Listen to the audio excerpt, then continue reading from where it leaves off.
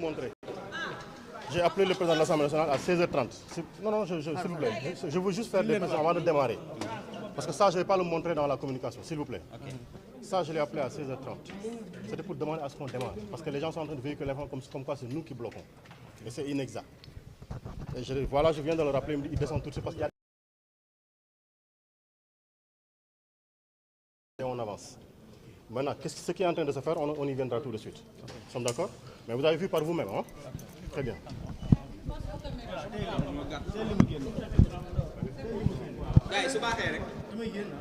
Allez-y, c'est bon.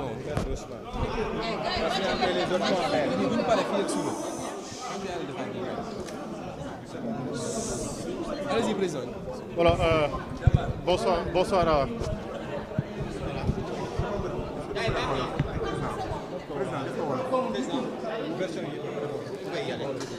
waaw asalaamaaleykum ñu ngi leen di nuyu di leen ziar bu baax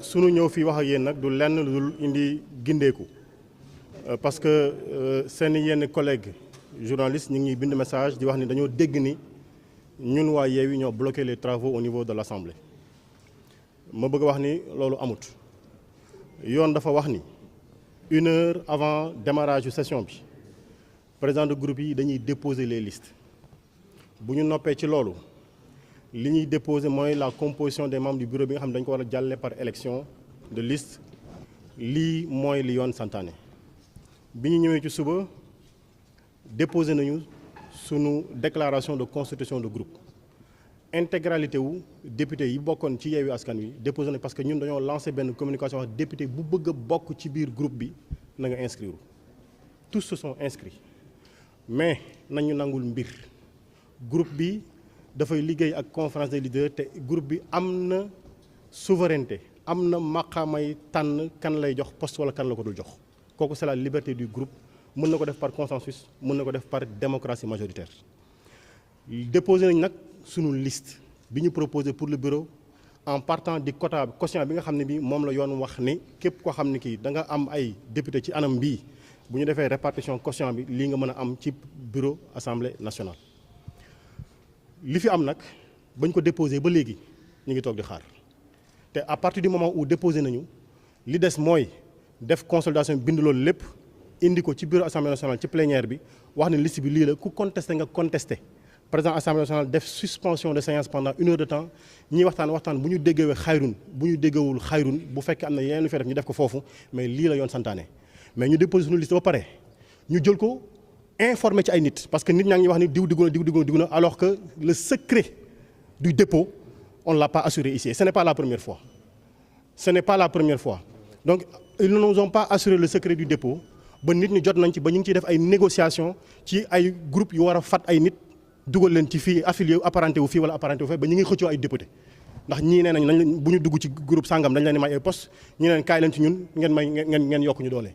lii lañ wax ni ñun on n'a pas de problème ñun Yewwi on a travaillé sur toutes les options et toutes les options nous conviennent li ñu yoon may dañ ciy taxaw li ñu bëgg a def nag ñëw ci biir bureau assemblée ci plénière bi yëkkati ay débat wax ni dañuy modifier waat la constitution bi nga xam te ni bii moo wutee ak dépôt bi 53 yi defoon ñun dañuy defar recalcul à partir du moment où des gens ont dit que dañuy démissionner kooku yoon mayewu ko mais la bu ngeen seetlu tout de suite loolu moo naan xew ci biir assemblée bi dinañ ko xeex nag nous on n'a pas de problème ah ñun lu ñu yoon may ci la ñuy yem fi ñu toll nii li ñu yoon may dañ koy jël on boira danañ ko jël ba ni mu jeexee bu weesoo loolu beneen stratégie bu ñu fi mënti lal wékkuwul ci yoon wékkuwul ci démocratie parlementaire danañ ko xeex ni ñu ko war a xeexee li ci des ma ni bu ñu fekkoon ni ñun dañuy des ci Yewwi nekk 10 députés incha allahu rabbi on calculera avec dignité ma fàttali ne biñ ñuy toroxal fii ci mairie bu Dakar déggu leen benn membre bu bokk ci Yewwi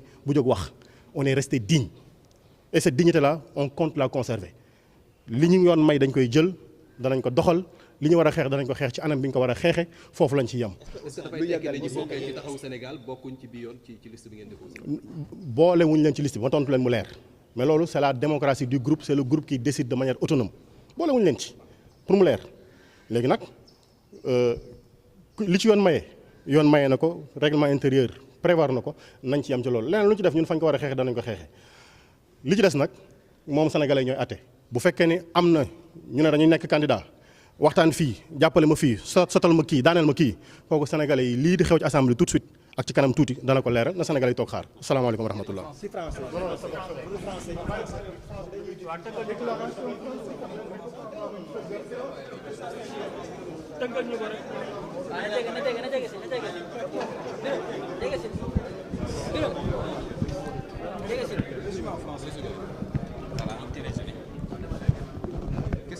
Bonsoir à tout le monde. Nous sommes juste venus pour partager avec vous des informations parce que beaucoup de vos collègues nous ont interpellés sous le prétexte qu'ils avaient entendu que nous, députés de Yewwi, nous avions fait le blocage au niveau de l'Assemblée. Nous venons ici tout de suite, je vous ai montré les communications que j'ai adressées tout de suite, c'est inexact. À 9h, nous avions déposé une déclaration de groupe. Quasiment à 13h, 14h, nous avons déposé notre projet de bureau, les membres que nous avons proposés au niveau du bureau de l'Assemblée nationale. Ce qui fait le blocage, tout de suite j'ai appelé le président parce que la cloche a sonné à 4 reprises, vous avez entendu. Nous n'avons pas refusé d'être dans la salle, nous sommes venus pour voir, il n'y avait personne dans la salle. Et j'ai appelé tout de suite le président de l'Assemblée pour dire mais qu'est-ce qu'on attend pour démarrer? Parce que nous on est prêts. Et sous le prétexte qu'il y a des réglages à faire, des réglages sur quoi? Wallu dépose ses membres du bureau, Yewwi dépose ses membres du bureau, Benno dépose ses membres du bureau, ils consolident, ils amènent la liste. Si tous les députés sont d'accord, on vote. S'il y a désaccord, on fait une suspension de séance, on discute. S'il y a accord, ça va. S'il n'y a pas accord, on travaille sur ce que la loi nous permet de faire. Donc, il n'y a pas de discussion à avoir après sur ça. Il n'y a pas de stratégie. Il n'y a pas de choses à faire. C'est la procédure régulière devait être suivie. Non, on n'a pas discuté de prétexte. Je vous dis simplement que nous, on a déposé à temps. Le prétexte qui est avancé, c'est que c'est nous qui faisons le blocage. Constatez-le vous-même, nous ne faisons aucun blocage, nous avons déposé. Et nous n'avons plus rien à déposer au niveau du secrétariat général. Donc aujourd'hui, la balle est dans le camp de l'administration de l'Assemblée et du président de l'Assemblée nationale. Et s'il y a des négociations à faire, qu'ils continuent de faire leurs négociations, ce n'est pas la première fois. Mais je dis simplement, ce à quoi nous nous attendons, c'est le respect strict de la loi. Nous avons déposé une liste de 53. Les collègues députés sont libres de rester dans le groupe ou de partir parce que s'il vous plaît, parce que la loi le leur permet. Mais le calcul étant déjà fait, le dépôt étant déjà fait, on ne peut pas revenir en arrière. S'ils décident de revenir en arrière, il faudra qu'ils nous disent sur quelle base légale ils le feront.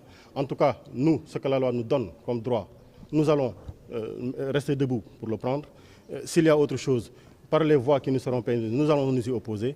Et je voudrais simplement faire une précision. Si l'ensemble des députés démissionnent du groupe pour qu'il n'en reste que 17, nous travaillerons suivant ce que la loi nous offre avec 17 députés et nous resterons dignes de cela.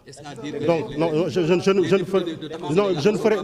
ne fais pas de commentaires sur des députés qui appartiennent parce qu'ici, nous sommes venus sur une même liste. La liste, on n'a pas investi un député parce qu'il était bleu, noir ou marron. On a investi des députés parce qu'ils sont de Yewwi Askan Wi. On ne connaît pas d'organisation politique, on ne connaît pas de récépissé d'organisation particulière, de système religieux ou de système je ne sais quoi. Ici, ce sont des députés d'un groupe parlementaire qui a un nom, qui l'a déposé, qui a battu campagne sous cette bannière-là, et vous tous, vous l'avez connu. Donc, oui, non, parce que nous avons déposé, et nous sommes interpellés sur des négociations qui s'entretiennent sur le fait d'accepter et de compétition sur l'acceptation d'un apparentement des députés dans un groupe ou dans l'autre. Alors que, aujourd'hui, au niveau de la plénière, on n'en a pas encore parlé. Donc, qu'est-ce qui se passe? Nos informations qui devaient être secrètes sont déjà passées sur la place publique. Mais écoutez, les auteurs n'ont qu'à s'identifier et demander pardon. Merci beaucoup. Merci.